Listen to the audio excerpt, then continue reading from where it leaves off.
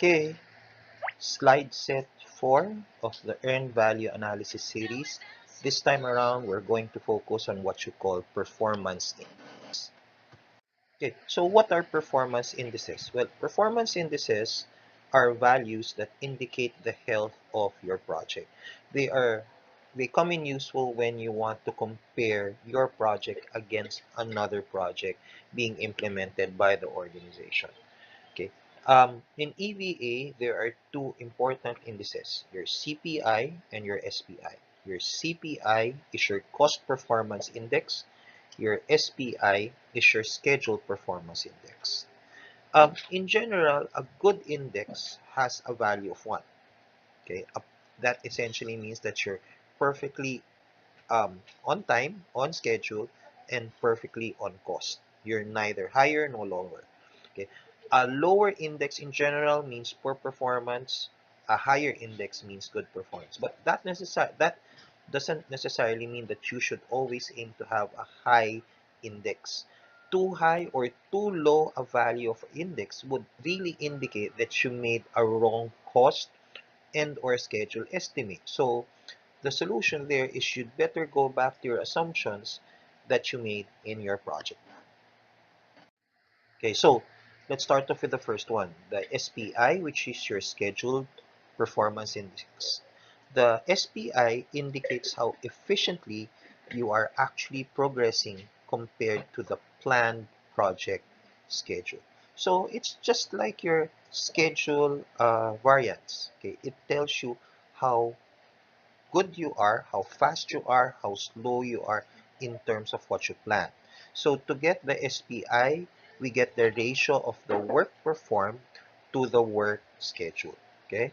Later on, we're going to use the schedule performance index to estimate the project completion date. Okay. So when you're computing for SPI, it is the cumulative BCWP all over the cumulative BCWS at the time of project status report. So if it's already the third week, you get the cumulative BCWP and the cumulative BCWS up until the third week, and then compute for your SP. Okay, so let's go back to the problem again. Same thing, what I did this time around, because right now the instruction is to compute for the CPI and the SPI of the project. um, we have the same values. I got the totals. Your BCWS is 90K, your BCWP is 80K, your ACWP is 67K. So your SPI, like we said, is BCWP over BCWS, so that's 80 over 90. Your index is 0.89, which essentially means that your project is delayed. You have a poor performance because it's less than. The second index is the cost performance index. So there he is again. The CPI, in this case, measures the value of the work completed compared to the actual cost spent on the project. So this essentially is also similar to your cost variance, wherein you're going to end up computing for how much you plan to spend for what you actually did. So to compute for the performance index, it is the ratio of the budgeted cost of work performed to the actual cost of the work that you perform. So that's BCWP, or the cumulative BCWP all over the cumulative ACWP.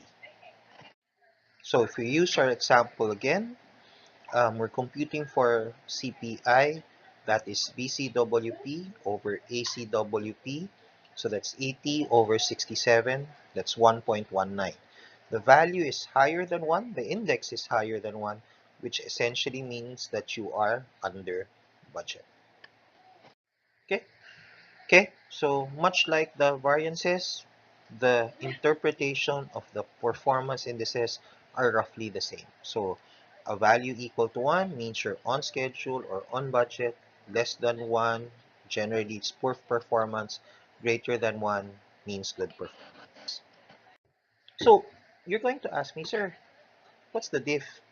Parang pareho lang naman yung variances tsaka indices. Well, first thing in terms of difference is what you're actually doing. Variances, it's difference. With indices, it's ratios. So from a mathematical perspective, it's different. Okay.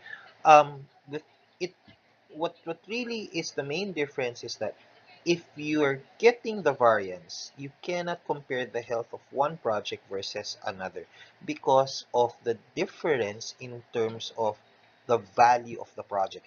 One project might be 3 million and another project will just be what? Half a million. And you're going to see that this one has a better health compared to this one if you're looking at variances, meaning this has a small variance compared to this one, but in reality, this might be the $500,000 project might be worse off than the $3 million project. The health, okay, using indices is a better way to determine which project is doing well compared to the others. So the problem with variance is that you cannot really compare the health of a project with another project if your organization has many projects. Performance indices is the ratio between the parameters and only a glimpse of these ratios, meaning seeing that one is 1.19, another is 1.3, another is zero point 0.6. Just seeing those values is sufficient enough for you to determine which of the projects is doing well versus which of the projects is not doing well. In the same way, it's as though you're comparing percentages. So if you say one project has is 10%, another project is 15%, you'll know which one is better or worse off. Okay, so that's the only reason why you need to still compute for variances and indices. You cannot throw one or the other away. They work hand in hand in your EVA. Okay. Okay, so this is the end of the slide set on performance indices. Make sure you take the online quiz, guys. Okay, bye bye. See you for the next.